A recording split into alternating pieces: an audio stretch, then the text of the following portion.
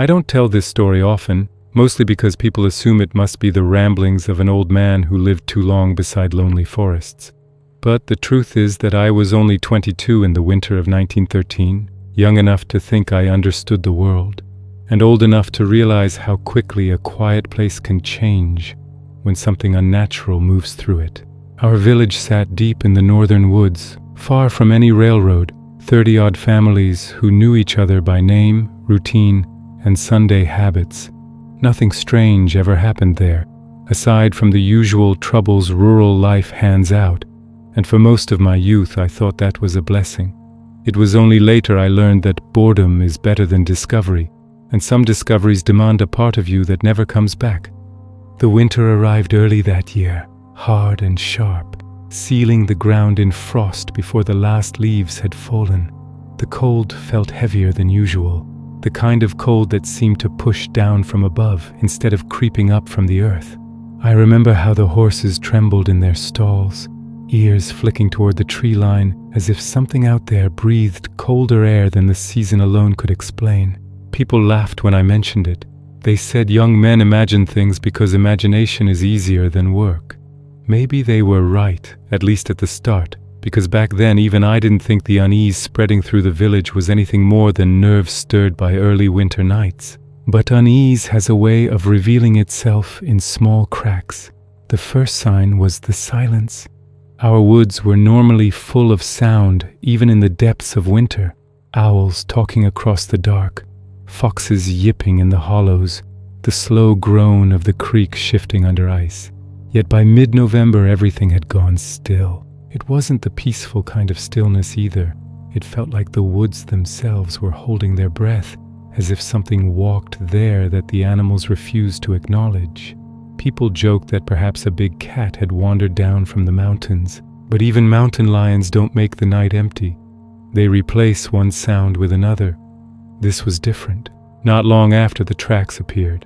They were found by the old north fence line, prints in the snow that didn't match anything I'd seen before.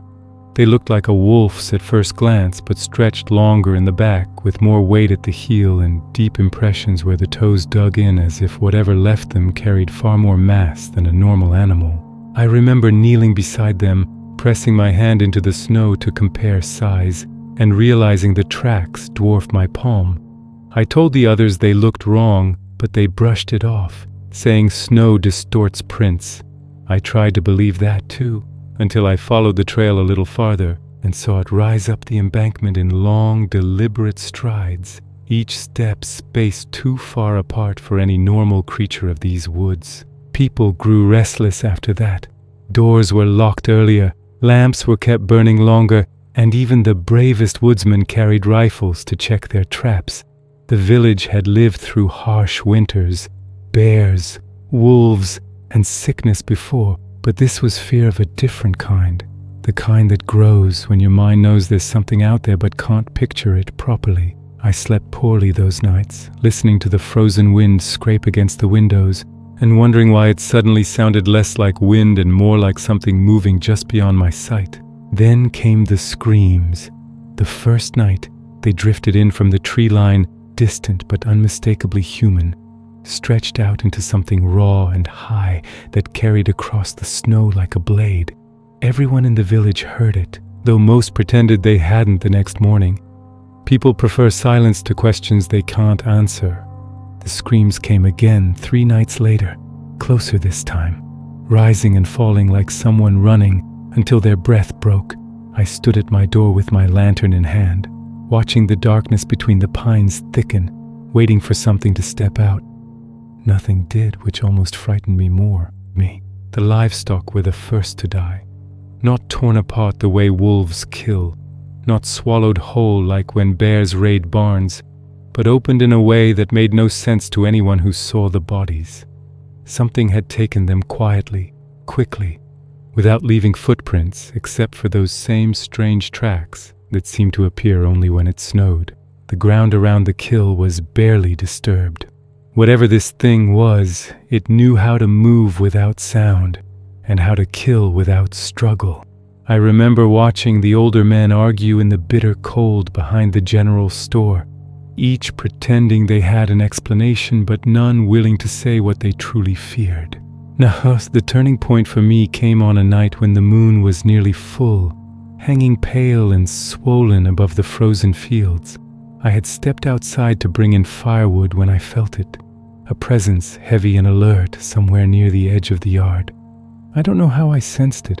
I only know that every hair on my neck rose as if touched by static, and the breath froze in my throat before I even turned to look. The lantern flame flickered wildly, casting long shadows against the barn, and for a second, just one painful, blinking second, I saw something standing between the trees. I didn't see details, only height, shape, and an unsettling curve where shoulders should be. It wasn't walking on all fours. It stood upright, but not like a man. Something about the proportions felt wrong, warped, as if nature had shaped a man and a wolf, and then twisted the result into something neither. I didn't chase it. I didn't call for help. I simply backed into the house and held the door shut until my heartbeat slowed enough to convince me I was still alive. In the morning, the snow beneath the trees was disturbed. No clear prints, just churned snow and a long dragging mark that led deeper into the woods. That was when I realized the fear in our village wasn't simply fear of the unknown anymore. It was fear of recognition. People were beginning to suspect the truth, but were too terrified to say it aloud. Something was stalking the village, something that moved like a beast, but carried itself like a man. And the woods had gone quiet not because they were empty, but because everything living inside them was hiding. For the next few days, the village lived in a strange rhythm of denial and dread. People still chopped wood, tended stoves, and shoveled paths after each snowfall. But they moved fast, glancing constantly toward the tree line as if expecting something to step out at any moment. The older women whispered that this was the coldest winter since the turn of the century, though we all knew weather alone wasn't what had drained the color from everyone's faces. The men lingered near the blacksmith's porch longer than usual, pretending to discuss tools or crops, all while their eyes tracked every sound in the woods. Whatever hunted out there had placed its shadow over us, and even routine felt borrowed, as if at any moment life might shift into something unrecognizable. It snowed again at the end of November, a thick, heavy snow that muffled the world. Normally I welcomed storms like that, because they meant quiet days by the fire, but this snow felt different, too still, too dense, as if it pressed down on the village instead of settling lightly on roofs. I woke at dawn to find the world white and silent except for one new sound: knocking.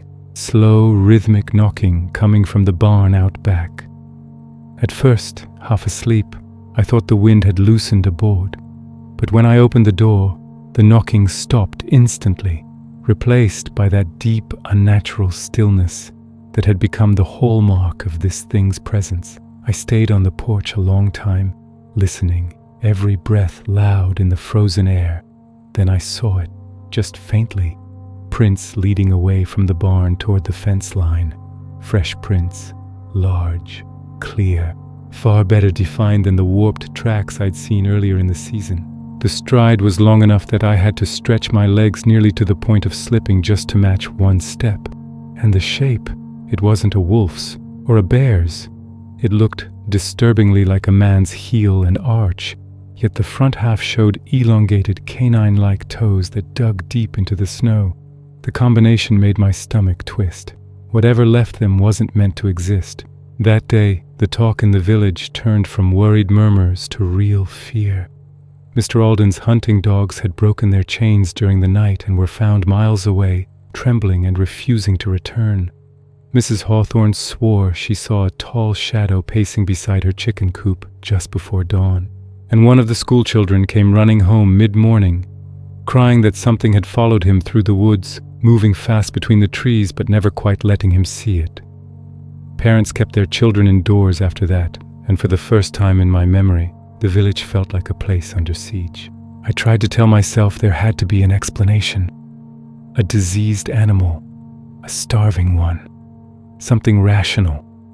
But every night the same pattern returned. the screams somewhere in the forest, the silence afterward, and then those long, slow breaths drifting on the wind. I had no proof it was breathing, but that's what it felt like something with lungs bigger than any human's was pulling air across the snow, tasting it, waiting, watching. The sensation crawled along my spine until sleep felt impossible. I'd lie awake with the lantern burning low, too afraid to extinguish it, listening to the old house creak under the cold, while I waited for the next sound.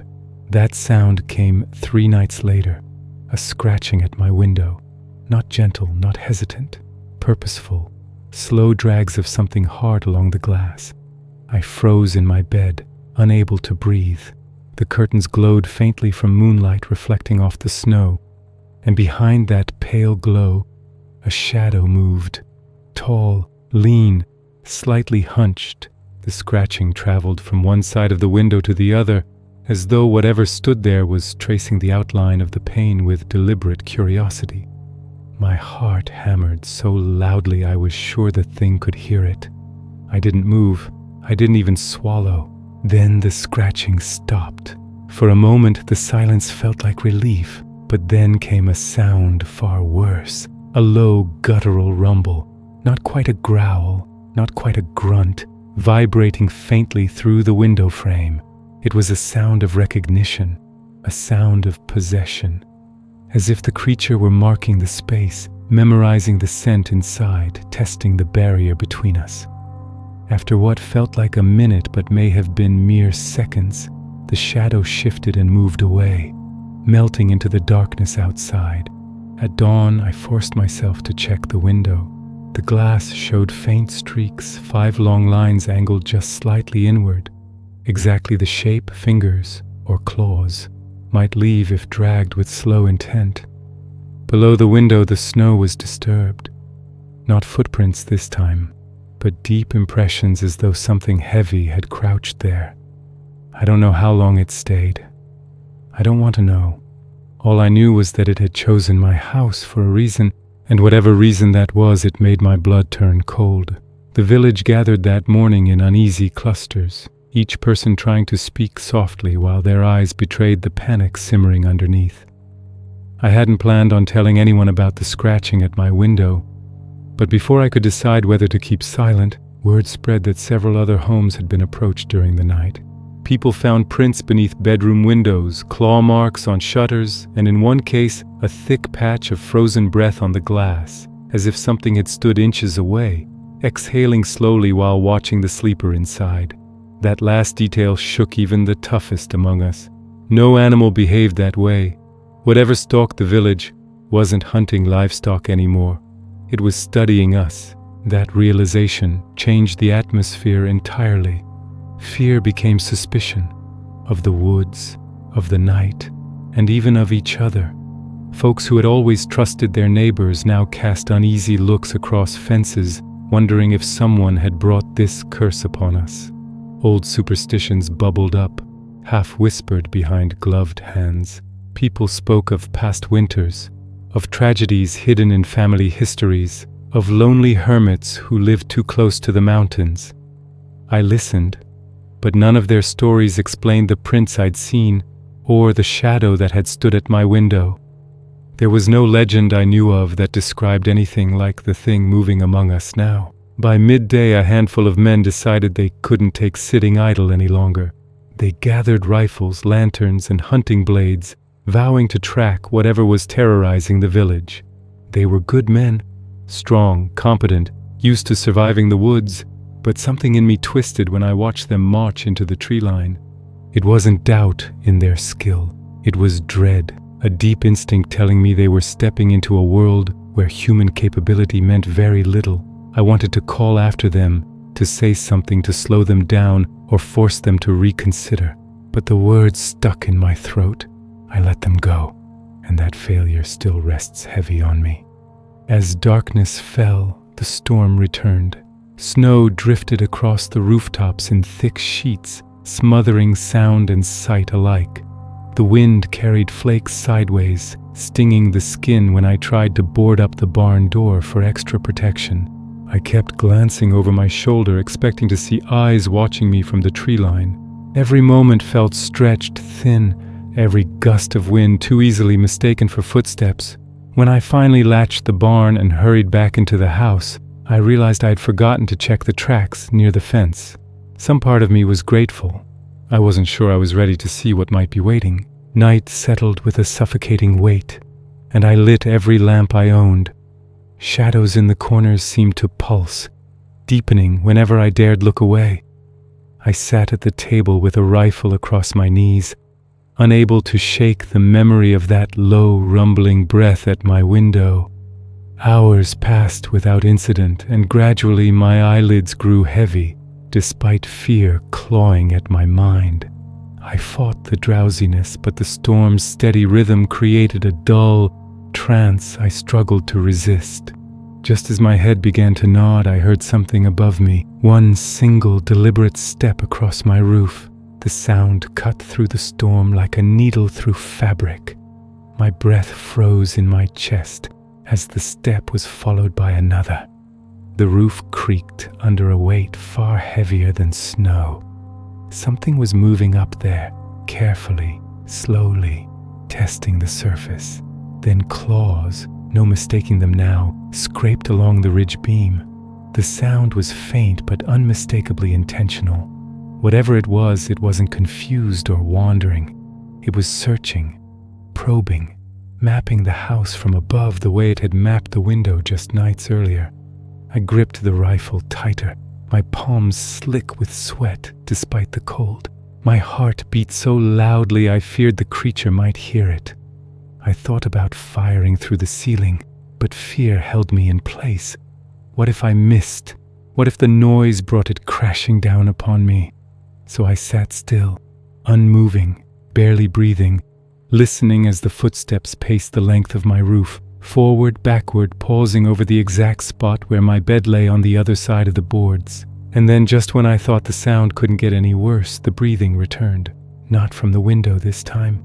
From directly above me, heavy, slow, deep enough to make the dust in the rafters shiver. I don't know how long it stayed there. Minutes, hours. It felt like a lifetime compressed into a handful of heartbeats. When the footsteps finally moved away, descending the far side of the roof and disappearing into the storm, I remained frozen long after, not out of caution, out of sheer disbelief. The werewolf had stood not 10 feet above me, separated only by thin wooden boards. It knew exactly where I slept. It knew exactly where everyone slept. It wasn't just stalking the village anymore. It was choosing. I barely slept after that night. Whenever I closed my eyes, I saw the beam of the roof flex under some enormous weight, saw dust drifting down, as if the werewolf's breath alone stirred the air above me. I stayed awake until the lamps began to sputter low, and even then, I couldn't bring myself to extinguish them. When dawn finally arrived, weak and gray through the frosted windows, I felt no relief, only dread of what daylight might reveal outside. The storm had eased to a soft drift of snow, and the quiet that followed was not peaceful. It felt like the world was listening. When I stepped outside, the cold bit deep enough to sting my lungs, but that wasn't what stopped me in the doorway. The snow around my home was marked with heavy tracks, deep, clean, unmistakable. This time the prints weren't distorted by melting or drifting. The creature had walked openly around my house, circling it twice before climbing onto the roof. The path leading to the tree line was a straight, purposeful line, as though it had no reason to hide its presence anymore. Whatever restraint it once showed was gone. It no longer feared being known. The men who had gone hunting returned shortly after sunrise, or rather, 2 of them returned. One was pale as ash, one was limping, and neither spoke for nearly an hour after stumbling into the village square. Their lantern was gone, their coats torn, and the rifles they carried looked as though they'd been dragged across rocks in a panic. People crowded around them, their questions sharp and frantic, but the men just stared into the snow like their minds were stuck somewhere far behind their bodies. When they finally did speak, the village changed in an instant. They said they'd been tracking the prints since late afternoon the day before. The trail was easy enough to follow. Too easy, they said, like the creature wanted to be found. At dusk, the tracks led them to a clearing far deeper in the woods than any trapper usually ventured in winter. That was where they found the first sign, half a deer carcass, shredded but not eaten, as if the kill had been made purely to leave a warning. One of the men said he'd never seen anything so ruthlessly torn apart. The other said it looked more like a message than a kill. They should have turned back then, but pride carried them forward. They camped briefly under a low ridge, planning to resume the search at first light. But in the middle of the night, something approached their camp without making the slightest sound. The fire was still burning bright when one of them noticed a shape standing just beyond the light, tall, unmoving, watching. When they raised their rifles, the creature melted into the darkness with unnatural speed, leaving only the echo of a growl rolling through the trees. That was the moment they realized something else. It hadn't just found them, it had followed them. It had let them see it. The attack, they said, came moments later. Branches snapped overhead. Snow fell from shaken limbs. A blur of motion slammed into one of the men, sending him tumbling down a slope so steep he only survived because he hit a drift at the bottom. The creature didn't pursue him because it had turned its attention toward the others. The two who made it back to the village didn't describe that part in detail. Their hands trembled too badly.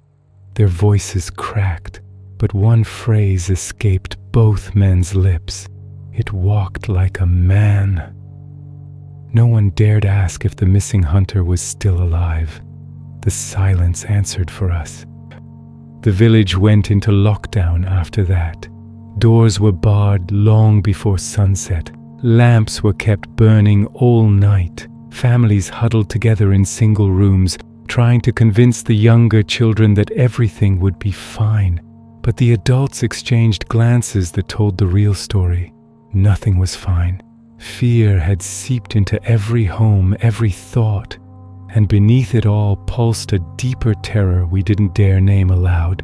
The werewolf wasn't just hungry. It wasn't just territorial. It was intelligent.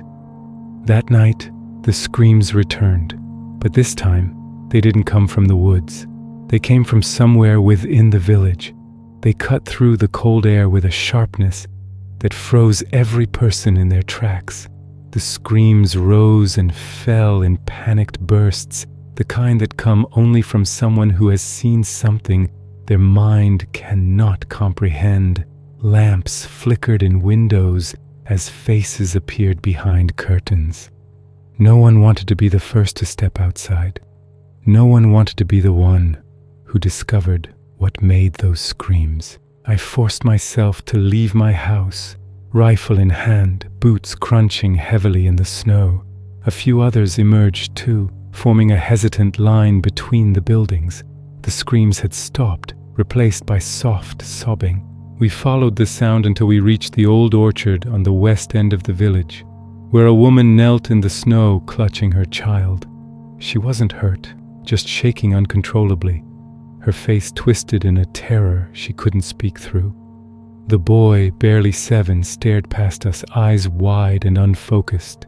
He lifted a trembling hand toward the trees and whispered one thing. It smiled at me. The boy wouldn't stop shaking, even after we carried him and his mother inside the nearest home. He clung to her so tightly that her arms trembled from the strain, but she didn't loosen her grip. No one asked him to repeat what he'd said. No one wanted to hear it again. The idea that the creature, whatever it was, had been close enough to smile at a child turned the air inside that small living room colder than the wind outside. A few of the older men exchanged grim looks, the kind that silently admit a truth nobody wants spoken aloud. We had crossed from fear into horror. The rest of that night stretched on with unbearable tension. The village gathered in clusters around fireplaces, listening to every crack, every shift of the old wooden beams. Even the slightest noise made people stiffen. I sat near the window watching the storm whip across the rooftops. I kept imagining the creature standing somewhere just out of sight, tall and patient, waiting for another chance to approach. The boy's words echoed in my mind. each repetition worse than the last. I had seen shadows and tracks, but he had looked into its face. He had seen something human in it, too human. By morning, sleep-deprived faces stared out from behind frost-covered panes. The storm had dumped nearly a foot of snow overnight, burying any fresh tracks beneath a smooth white blanket. Normally that would have been comforting, the idea of footprints erased. But now it felt wrong. The werewolf could move without leaving marks when it chose. The fresh snow only meant we had lost whatever chance we had of tracking it, or preparing for where it would appear next. The entire village was reduced to waiting. That was the worst part. Waiting for something you couldn't predict. Around midday, a group of villagers gathered in the square, driven by desperation more than bravery. They argued about whether to send for help, but there was no telegraph office, no railroad, no nearby town reachable in winter except by miles of dangerous wooded trails. Even if someone rode out, they would be alone, exposed, an easy target. Others suggested building barricades, but this wasn't a wild animal that needed blocking. It had climbed roofs, stood on its hind legs, circled houses silently, and stalked armed men as though they posed no threat. The creature moved through the night as though it owned it. What finally broke the argument was the return of one of the hunter's dogs, the only one that hadn't fled forever. The poor thing staggered into the square, limping, muzzle frosted with blood, eyes wide with terror. It collapsed at our feet with a low, exhausted whine. When we looked closer, we found deep claw marks raked across its flank. But worse than that was the smell clinging to its fur, a musky, sickening stench that raised every hair on my arms. It wasn't the smell of wolf or bear. It was something older, something wild in a way that felt unnatural. The dog hadn't escaped. It had been released. That realization spread through the group like a chill wind. Whatever hunted us wasn't concerned about hiding its presence anymore. It wanted us afraid. It wanted us watchful and sleepless. It wanted us worn down by the kind of terror that eats a person from the inside out. Standing there in the square, I felt a truth rising inside me like a dark tide. This creature didn't see us as prey. It saw us as participants in a game it had been playing for far longer than we had been aware. We were pieces on its board now, and it was moving us as it wished. That evening, I couldn't shake the boy's last words. It smiled at me. I kept imagining those teeth beneath pale winter light, the way something not quite human might mimic a human expression. The thought gnawed at me until I finally bundled myself in the heaviest coat I owned and stepped outside. I needed air. I needed space. I needed distance from everyone's fear before it swallowed me whole. I walked toward the edge of the village, the trees dark silhouettes against a dying sky. The cold felt sharper there, as if the forest exhaled a different temperature. I stood at the fence line, gripping the top rail with numb fingers, staring into the woods where the tracks had led days earlier. The silence felt alive. My breath clouded in front of me, rising slowly, drifting into the branches. For a moment, just one moment, I let myself believe the worst had passed. Then a sound broke the quiet, a crack of snow under weight. Not far, not panicked, a deliberate step. I didn't move. I didn't breathe. The sound came again, closer this time, too heavy to be deer, too controlled to be a falling branch. My heart pounded painfully in my chest as I stared into the darkness between the pines. And then I saw them, two pale shapes, gleaming faintly through the trees, eyes watching me, unblinking, unmoving, waiting. Those eyes held me in place far longer than I care to admit. They didn't blink, didn't shift, didn't narrow with threat. They simply watched, steady and patient, as if the creature already knew what I would do next. For a moment, every instinct I had screamed to run, but the rest of me knew better. Running would only confirm whatever it believed about us. So I stood there, gripping the fence rail until my fingers ached, staring back into that patch of darkness where the trees seemed to breathe. Eventually the eyes moved, not with the sudden snap of an animal startled, but with a slow, deliberate sway, stepping from one tree to the next.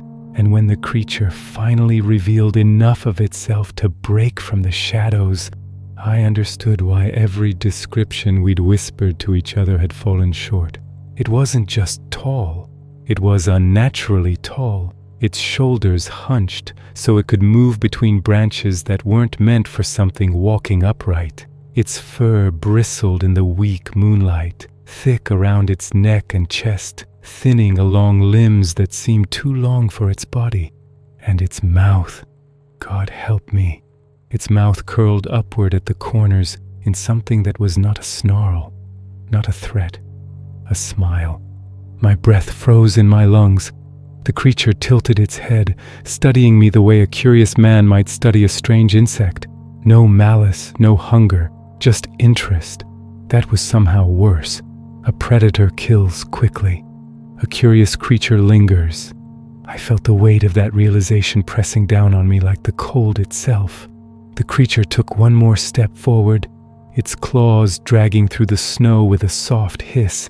Then, without any warning, it turned and slipped back into the forest, its entire massive shape fading between the pines as silently as breath on glass. I stumbled backward from the fence, shaking, and ran home before courage or stupidity could compel me to watch longer. The lamps inside my house seemed too dim, the walls too thin. I stayed awake until dawn again, listening for footsteps on the roof or scratching at the window. But the creature didn't return, at least not to my home. The village, however, wouldn't get the same reprieve. Just before sunrise, a pounding at my door jolted me from my thoughts. One of the neighbors, white as winter itself, stood in the entryway gasping for breath. He only managed a few fractured words before the meaning struck me like a blow. The missing hunter from the search party had been found. I followed him through the snow, with dread rooting deep in my chest. Half the village had gathered near the churchyard, silent and pale. They parted as I approached, revealing what lay at the center. The hunter was propped upright against the wooden fence, eyes open, face frozen in an expression I couldn't name. He bore no wounds, not one, no claw marks, no blood, no torn clothing. He looked untouched except for the snow packed around his boots, as if he had been placed there gently. But his expression, it was twisted in a fear so deep it didn't look human anymore.